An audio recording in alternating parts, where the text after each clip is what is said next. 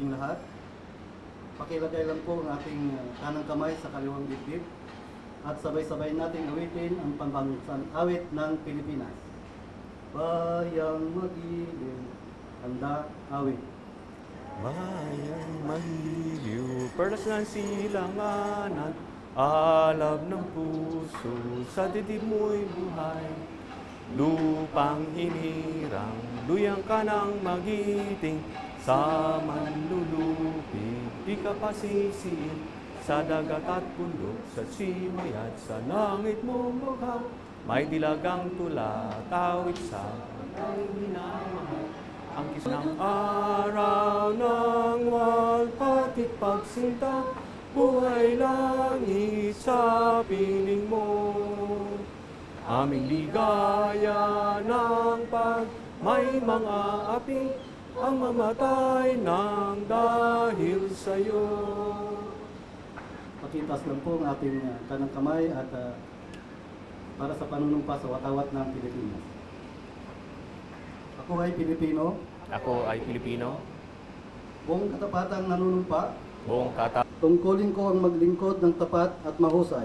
Tungkulin kong maglingkod ng tapat at mahusay. Dahil dito. Sa katiwalian. At pagsasamantala. Hindi ko gagamitin ang aking panunungkulan. Sa sarili kong kapakanan. Hindi ako hihingi o tatanggap ng suhol.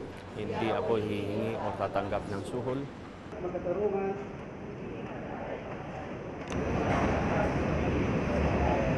Ay patuloy na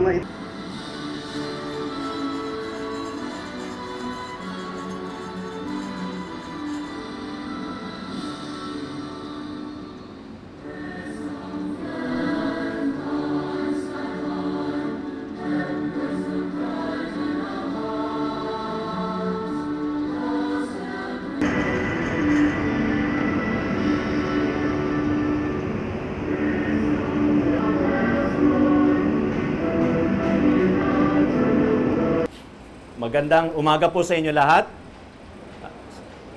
Salamat sa Jatra. Assalamualaikum. Maikling patalastas lang po. Unang-una, siguro dapat papurihan natin si SPO4 Nelson Lapitan sa isang maigting na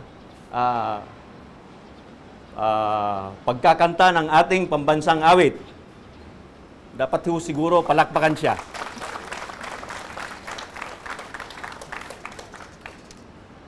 Unang-una po, para sa ating mga kababayan, gusto ko pong patiin kayo ng isang maligayang pagdating sa Embahada ng Pilipinas. Welcome to the Philippine Embassy.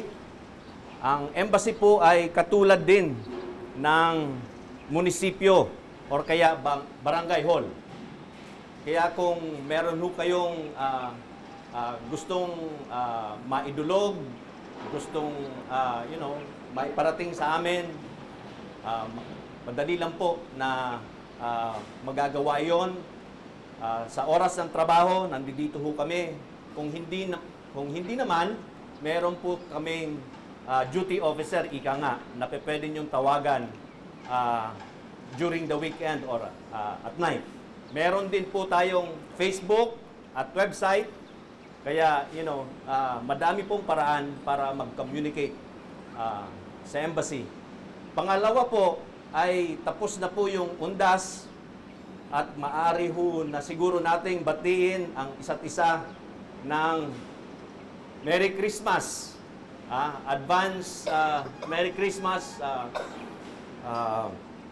Kaya nga po, ang mga paroles dito sa embahada ay nailagay na.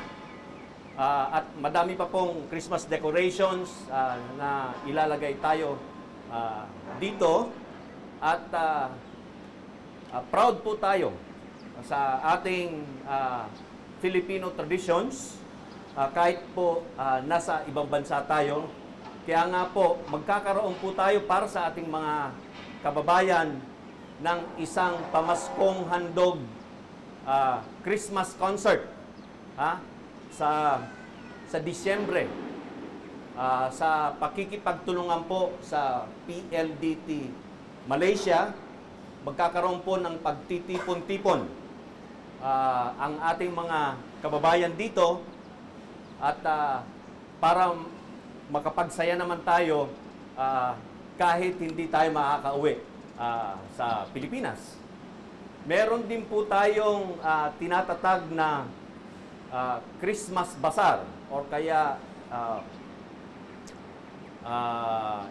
International Festival Bazaar sa pakikipagtulungan sa ibang mga embassies. Ito po ay ang pinakaunang pagkakataon na magkakaroon po dito ang mga foreign embassies ng isang Christmas Bazaar at ang embahada po ng Pilipinas ay ang namuno rito. At ang pinaka-importante siguro para sa mga Katoliko sa atin, magkakaroon din po na sa pangalawang taong pagkakataon ng yung ating simbang gabi. Magsisimula po yan ng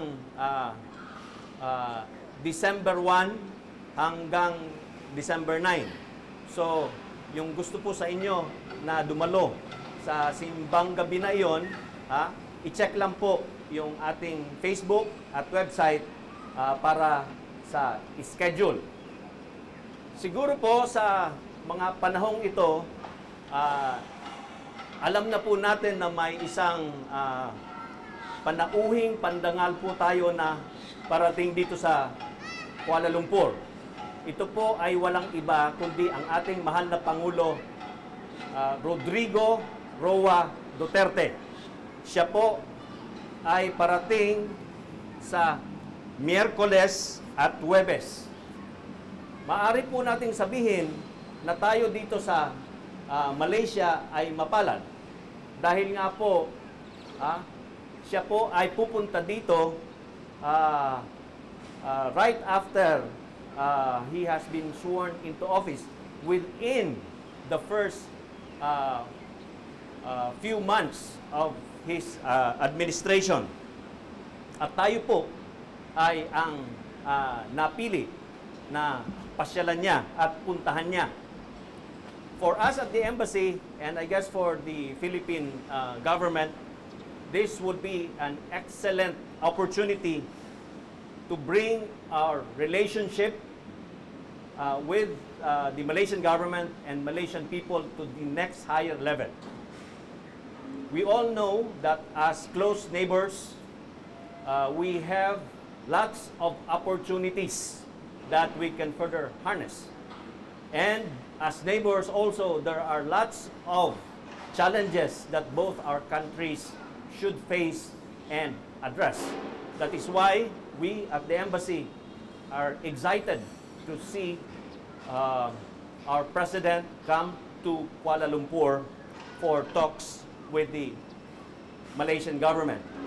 At alam po din namin na kayo sa Filipino community ay excited na makita at makapiling ang ating mahal na Pangulo dahil nga po, ang dami pong nag-i-email sa amin, daming tumatawag at gusto din nilang sumama sa Filipino community event, interaction with our President.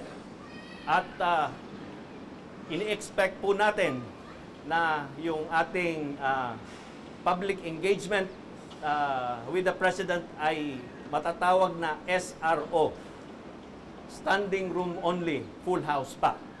So ganun po talaga ka-excited ang ating mga kababayan sa pagdating ng ating mahal na Pangulo. So let me close by greeting everyone again.